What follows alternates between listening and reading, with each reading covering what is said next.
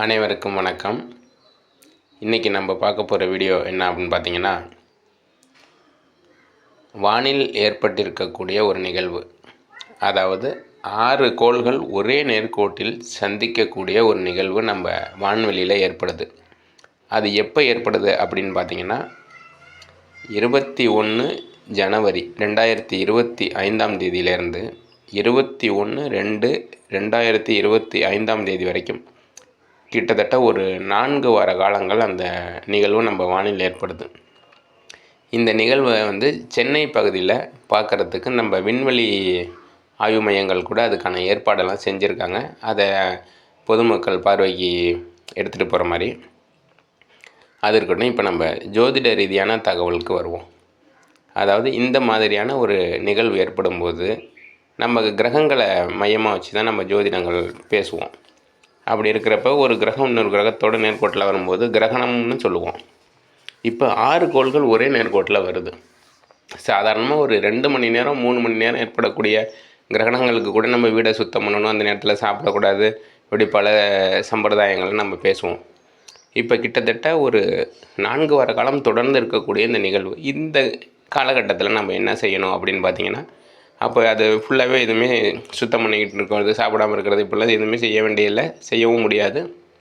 இப்போ நம்ம என்ன செய்யணும் அப்படின்னா, அந்த 4 வார காலங்கள் தொடர்ந்து நம்ம வீட்டில் பூஜை அறையில் நாட்டு மருந்து கடையில் கூட கிடைக்கும் இந்த தர்பை புல், அந்த தர்பை புல்லை வாங்கிட்டு நம்மளோட பூஜை அறையில் வச்சுக்கோங்க.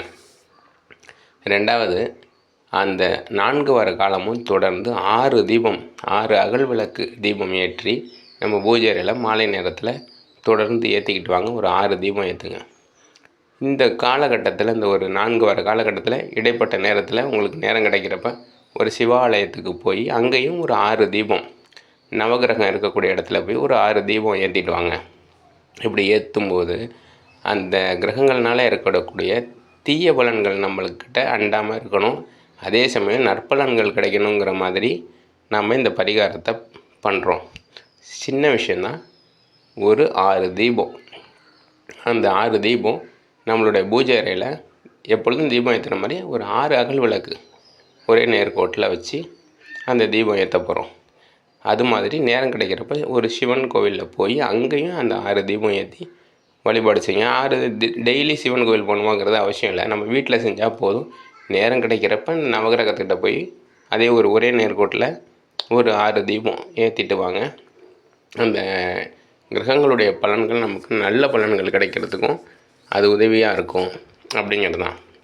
மற்றபடி வீடு சுத்தம் பண்ணிக்கிறது அந்த விஷயங்கள் நம்ம செய்ய முடியாது. 2வது, அந்த நேரத்தில் சாப்பிடாமல் இருக்கணும், இப்படி நிறையா விஷயங்கள் இருக்கும். அந்த மாதிரியான குழப்பங்கள்லாம் வேண்டியதில்லை அப்படிங்கிறதுக்கு தான் இந்த பதிவை நான் போடுறேன். 6 தீபம் அது முடிஞ்ச அளவுக்கு மாலை நேரத்தில் ஏற்றுங்க. எப்படின்னு பார்த்தீங்கன்னா, இந்த நிலவு வர நேரத்தில். அதே சமயம் அந்த நேரத்தில் ஒரு சிவன் கோவிலுக்கு போய் அந்த நவகிரகத்துக்கு அந்த தீபம் ஏற்றுங்க. இதிலேருந்து வரக்கூடிய தீய பலன்கள்லேருந்து நம்ம விடுபட்டு நல்ல பலன்கள் கிடைக்க முடியும். ஏன்னா நவகிரகங்களை வைத்து தான் நம்ம ஜாதகம். அந்த கிரகங்களுடைய பலன்கள், நம்ம நல்ல பலன்கள் கிடைக்கணும் அப்படிங்கிற இது மாதிரியான ஒரு வான் நிகழ்வு கிரக தாக்கங்கள்லேருந்து விடுபடுறதுக்கு ஒரு நல்ல பலன் கிடைக்கும். இதை நீங்கள் செய்யுங்க. இதை உங்கள் நண்பர்கள் உறவினர்களுக்கு சொல்லுங்கள். இது மற்ற எந்த ஒரு பரிகாரமும் இதுக்கு தேவை கிடையாது. இது ஒரு எப்போயாவது நடக்கக்கூடிய ஒரு சில நிகழ்வு.